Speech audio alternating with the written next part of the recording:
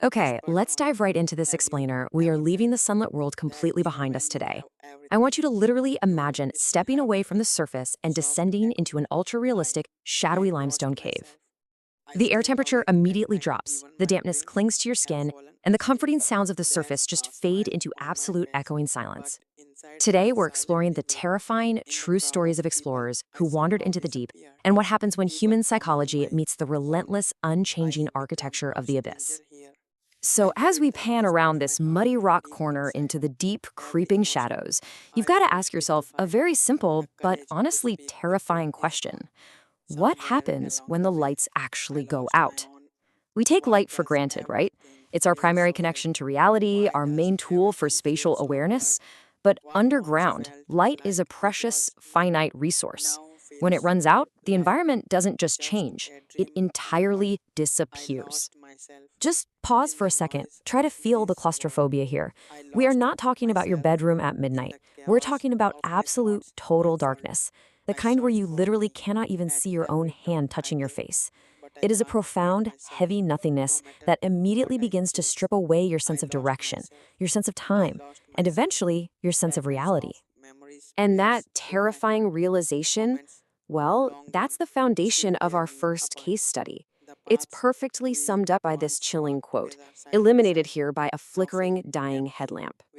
In the dark, your brain lies to you, and the walls never tell the truth. That's not just some cool poetry. That is a harsh survival fact learned firsthand by a man named Thomas. Section 1. Thomas and Familiar Caves. Back in March of 2015, a 34-year-old amateur caver named Thomas confidently walked into a 3-kilometer cave system in southern France, entirely alone. Take a look at his gear loadout. He had the basics: a helmet with a headlamp, a backup torch, a little bit of water, and one sandwich. But notice what is conspicuously missing. He brought 0 route markers. Now, he wasn't a total newbie, you know. He'd been here twice before with friends and figured he knew it well enough. He even told his girlfriend he'd be home for dinner, treating this massive underground maze like a casual afternoon hike. For the first couple of hours, things were fine. But then he made a fatal error. He decided to squeeze through these unmapped gaps in the gray limestone walls without leaving any trail markers. Didn't even count his turns. He was just chasing that thrill of discovery. Well, when he finally decided to turn back, the reality of the cave hit him like a ton of bricks. He couldn't remember which narrow gap he just squeezed through.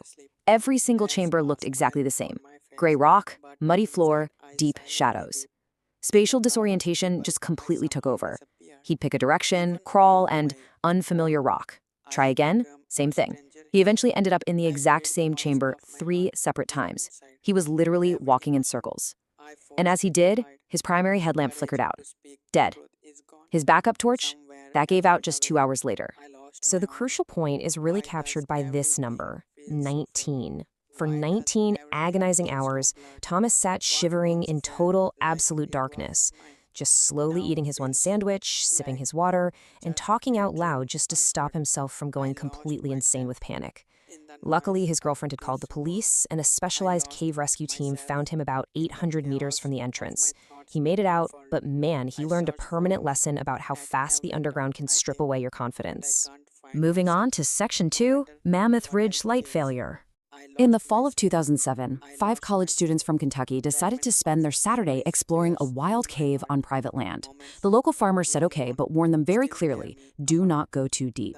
Now, look at this stark and frankly catastrophic contrast between preparation and hubris. On the left, we've got the universal rule of caving: bring 3 independent sources of light per person. On the right, the reality of what they actually brought: 5 cheap convenience store flashlights and 2 headlamps for 5 people. No backups, no helmets, and to make matters worse, those cheap batteries had been sitting on a store shelf for who knows how long. They crawled in, lost track of their turns, and then, one by one, those cheap batteries started to die.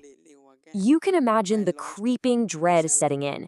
With only 2 headlamps left for the whole group, they desperately tried to find the exit, but exactly like Thomas, they were betrayed by the endless gray rock.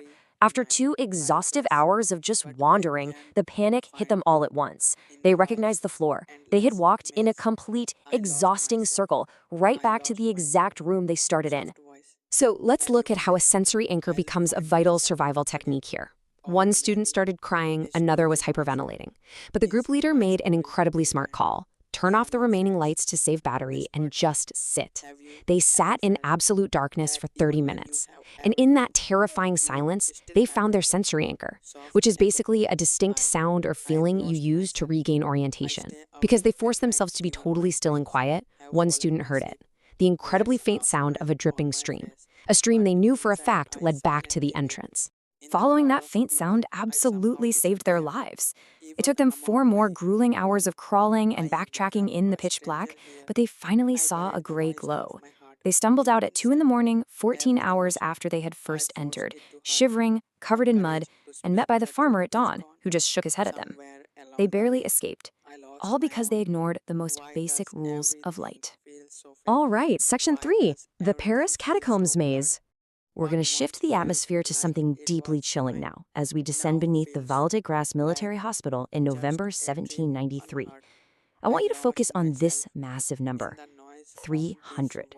This represents 300 kilometers of pitch black, looping, dead-end limestone quarry tunnels stretching out beneath the bustling streets above. It's this unfathomable labyrinth where every wall looks identical, every turn feels the same, and there are literally 0 natural points of reference.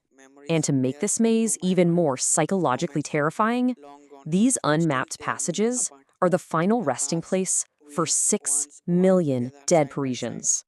Imagine walls constructed entirely of stacked human bones, with skulls just staring out from the dark. This is the environment our next explorer willingly walked right into. Section 4, the legend of Philibert Aspairt. Enter Philibert Aspairt. He was a 61-year-old hospital doorkeeper who walked into this massive abyss during the French Revolution, for reasons totally lost to history. Now, what's really interesting about this slide is the sheer imbalance of power. One man, one fragile candle. That solitary flickering flame was his only defense against absolute dark. And in that damp, drafty underground, it was only a matter of time. Maybe it burned down, or scratch that. Maybe a gust of air just blew it out. But the very second that candle died, Philibert's fate was permanently sealed. Let's trace this haunting timeline. In 1793, he descends. Without light, he starts walking in those exact same disorienting circles Thomas and the students experienced. But Philibert, he never finds an anchor. Within about 3 days, he likely succumbed to the constant, bone-chilling 14 degrees Celsius air. And because people were disappearing daily during the Reign of Terror, nobody even bothered to look for him. It wasn't until 1804, 11 entire years later, that tunnel mappers stumbled upon his skeleton in a remote gallery. So how did they even know who he was after 11 years? Well, it's an incredibly eerie visual. Still hanging from the belt of his rotting clothes was his hospital keyring. That simple, everyday object identified the doorkeeper who walked into the dark and never came back. They didn't even bring him up to the surface. They just buried him right there on the tunnel floor, where his tomb remains today. Which brings us to Section 5, Respect the Underground. So all 3 of these stories, Thomas, the Kentucky students, and Philibert, they all share a common fatal thread. A profound underestimation of the underground. Spatial disorientation in total darkness isn't just a possibility, it is an absolute certainty. Your brain will lie to you. So let's look at the concrete survival rules of the deep. Number 1, bring 3 separate sources of light per person, not cheap flashlights, reliable gear. Number 2, mark your route and explicitly count your turns. Do not rely on your visual memory when every single wall looks the same. And number 3, never explore unmapped passages alone. Thomas ignored rules 2 and 3. The Kentucky students ignored rule 1. And Philibert? He ignored the whole shebang. As we wrap up this explainer and stare back into these digital shadows, I want to leave you with a final thought. We're naturally drawn to the unknown, right? To that thrill of discovery right beneath our feet. But the earth does not forgive hubris. Next time you stand before a dark passage, will you respect the immense power of the underground, or will you step inside and let the darkness lie to you? Keep learning, stay curious, and I'll see you in the next explainer.